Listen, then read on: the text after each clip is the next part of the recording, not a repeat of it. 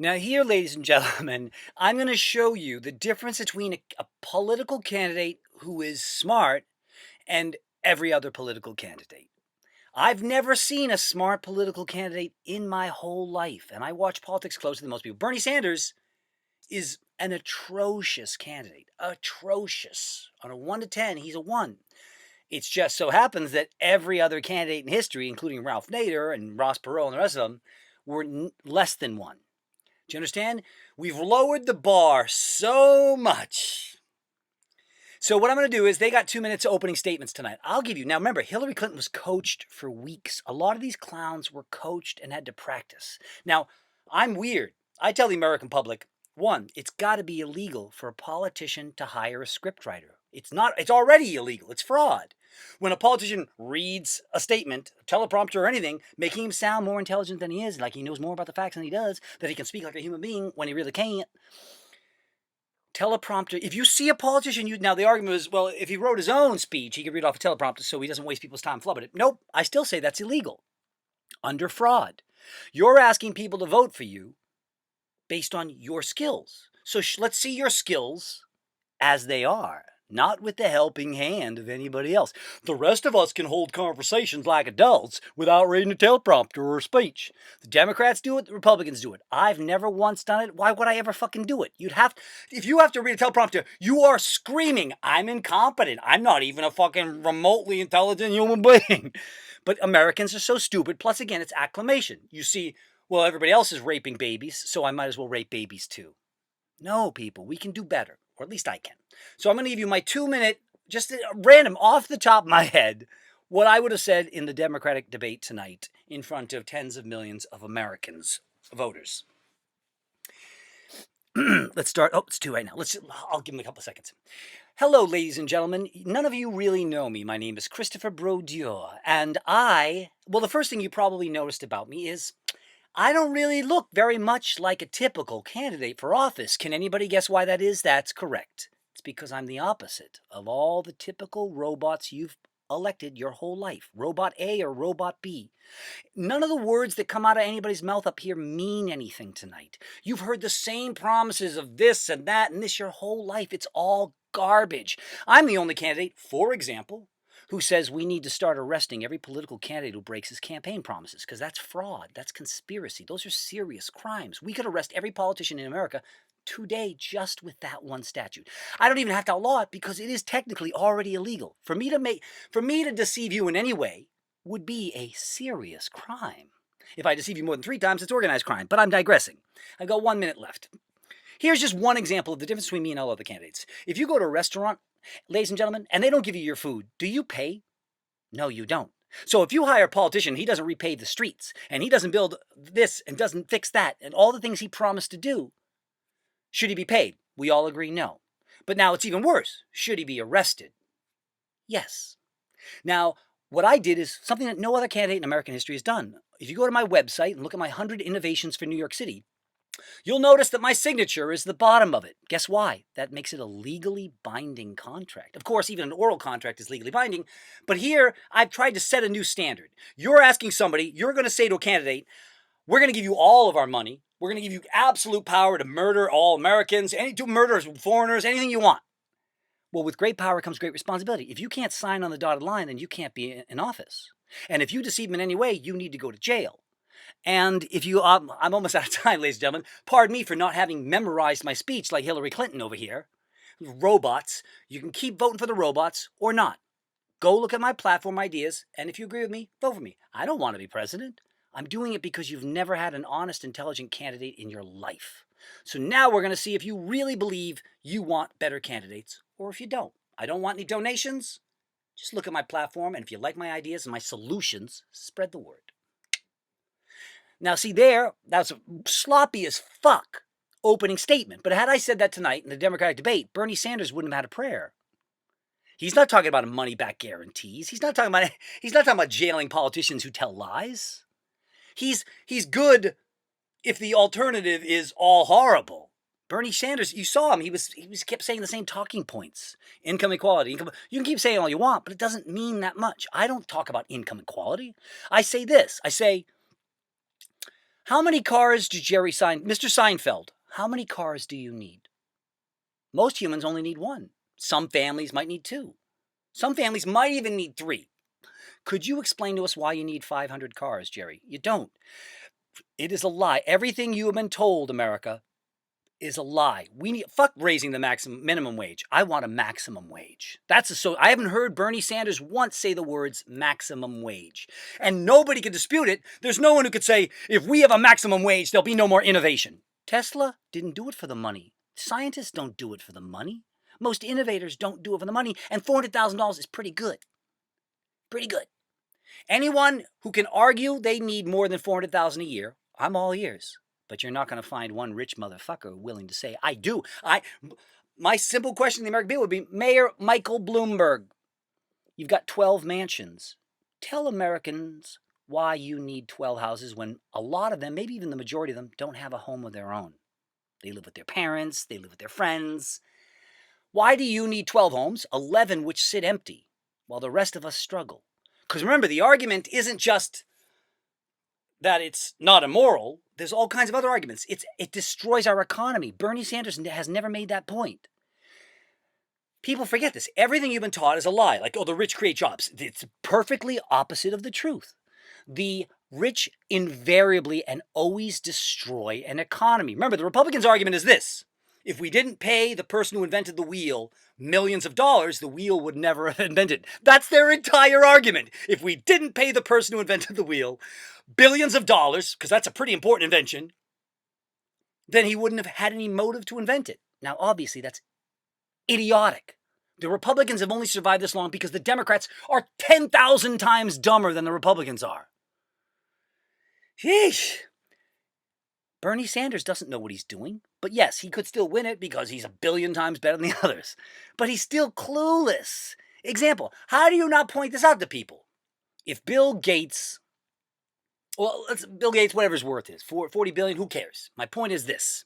If we took just 1 billion of his dollars and gave it back to some of the people he robbed it from, let's say we gave some of his money to 500,000 people. Now we know Bill Gates is not going to buy 500,000 homes. He's not going to buy 500,000 pairs of underwear. He's not going to go see 5,000 movies a week. 500,000, sorry. But if we gave his money to 500,000 Americans, they'd all go see movies that week. They'd all buy a house of their own. They'd all buy some new clothing. They'd all go to restaurants. Do you see? How many restaurants can a rich person go to? Well, technically, probably only like 3 or 4 a day. But if you gave their billions instead to the hundreds of millions of people they stole it from, those people would all go to restaurants. Now all the restaurants are booming. Do you see? You forget this. Who runs all media? Billionaires. So none of it can be true, people. Everything they've told you is the opposite of the truth. Everything is the opposite of the truth, people. Yes, I didn't even wash my hair tonight before coming to this debate. Yes, that's how confident I am in my platform ideals. Now, you can tell when somebody's lying to you. They're going to dress, a con artist is going to try and pass for normal. He's going to have the suit. He's going to make sure his hair looks exactly presidential. Not me. What you see is what you get. Another brilliant thing I used to say when I was in debates, the few times they allowed me in debates, or even in my platform, I had pointed out, I said, ladies and gentlemen, they're going to tell you, Christopher is the best candidate anyone's ever seen. Yes, his ideas are brilliant. He's funnier and smarter than everybody else. He's more charismatic than all the other candidates. He wins on both substance and style by a mile. Yes. But are you ready to elect this young hippie punk? And I would point out, you just lost again. You just lied to the people again. The President of the United States doesn't fly the plane. The President of the United States hires a professional pilot, and the President just decides where the plane's going to go. Gotcha. As President, I'm not going to I even went further. I said, as Mayor, I'm not going to be making the decisions. You are.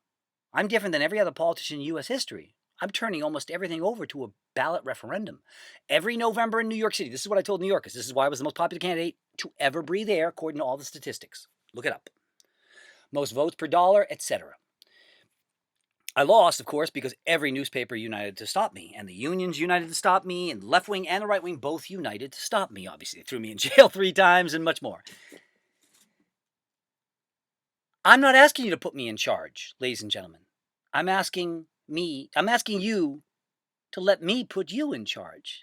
I think we win over and over again by putting everything on all major issues on a referendum ballot so you decide.